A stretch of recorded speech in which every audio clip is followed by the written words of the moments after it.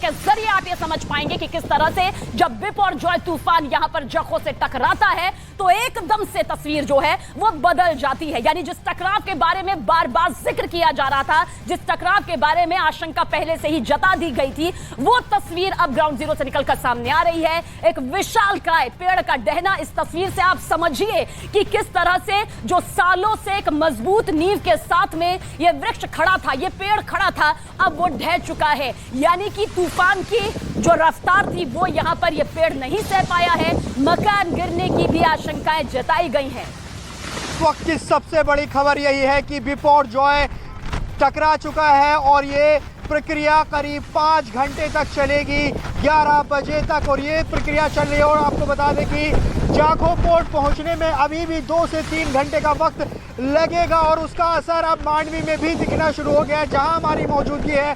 बहुत तेज तूफानी हवाएं चल रही हैं और यहाँ उसका असर लगातार दिख रहा है। देखिए जो स्ट्रक्चर्स हैं, जो बोर्ड है, वो गिरना शुरू हो गए हैं। आप यहाँ तस्वीरों में देखेंगे, ये एक लोहे का भारी भरकम बोर्ड है जो पूरी तरह से गिर चुका है। और अगर मैं आपको और तस्वीर दिखाने की कोशिश करूं आगे की तरफ, देखिए जो पेड़ हैं वो गिरते हुए नज़र आ रहे हैं। यहाँ आप सड़क पर देखेंगे और ये हवाओं की ज़रा स्पीड देखिए, तूफानी हवाओं की स्पीड देखिए किस तरह से बहुत तेज़ हवा यहाँ पर चल रही है। आपको बता दें कि जिस का इंतज़ार हो रहा था पिछले कई दिन से कि क्या स्थिति बनेगी, अब वो तस्वीर दिखनी शुरू हो गई है। मांडवी में हमारी मौजूदगी है, मांडवी शहरी आबादी है और हम लगातार वो तस्वीर दिखा रहे हैं कि किस तरह से, देखिए यहाँ आपको देखेंगे सड़क के किनारे जो पेड़ हैं वो गिरना शुरू हो गए हैं।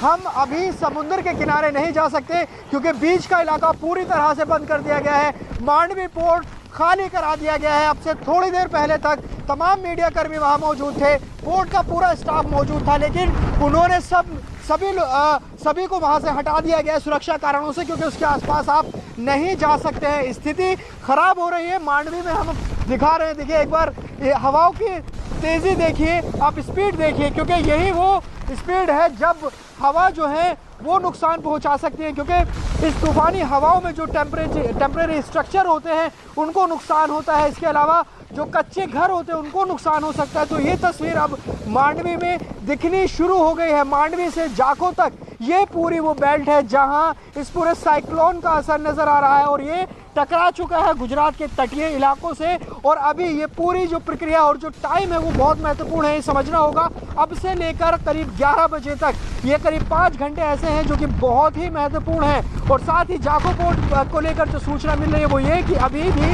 2 से 3 घंटे का समय लगेगा वहाँ पहुँचने में। आप सोचिए कि जब जाखौ से टकराएगा, अपने पूरे चरम पर होगा तो क्या स्थिति होगी। लगातार हम दिखा रहे हैं जो ये सड़क है पूरी तरह से खाली है और जो मांडवी पूरा शहर है इसको बंद कर दिया गया है एहतियातन। लगातार जो स्थानीय प्रशासन है उसकी तरफ से चेतावनी जारी की गई थी कि बहुत संभल कर रहने की ज़रूरत है, किसी भी तरह से कोशिश ये की जाए कि घरों के अंदर रहें। इसके अलावा एनडीआरएफ हो, एसडीआरएफ हो या फिर जो तमाम नेवी, कोस्टल गार्ड तमाम जो हैं वो इस काम में लगे हुए हैं कि ये जो साइक्लोन है इसके प्रभाव को कैसे कम किया जाए, ख़ास तौर से कोई जानी नुकसान इसमें ना हो। इस बात को लेकर तमाम एजेंसीज जो हैं वो सक्रिय नज़र आ रही हैं। हमने लगातार देखा कि एनडीआरएफ जो है वो कई रोज़ पहले से यहाँ पर है और इवैक्यूएशन का काम कर रहा था। एनडीआरएफ की टीम का कहना था कि अगर स्थिति पोस्ट साइक्लोन स्थिति बनेगी उसके लिए भी वो तैयार है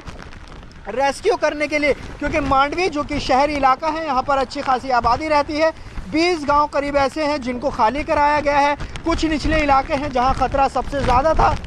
देखिए बहुत तेज़ हवाएं अभी चल रही हैं, बारिश भी शुरू हो गई और ये सिलसिला लगातार सुबह से ही चल रहा है। देखिए आप ज़रा तस्वीर देख लीजिए, हम मांडवी से तस्वीर दिखा रहे हैं कि जो स्थिति है वो क्या हो रही है फ़िलहाल मांडवी में। आपको बता दें कि हमारे जो सहयोगी हैं उन तमाम ज़िलों में मौजूद हैं जहां इस बिपरजॉय का प्रभाव होना है, चाहे वो कच्छ हो या फिर द्वारका हो। जो तमाम 8 ज़िले हैं वहां से हम जगह जगह से रिपोर्ट दिखाने की कोशिश कर रहे हैं और